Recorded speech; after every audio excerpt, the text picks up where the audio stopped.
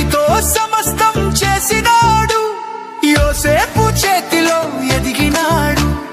కాలానికి ముందే ఉండినాడు, ఆయుష్కాలమే కలిగి బ్రతికినాడు.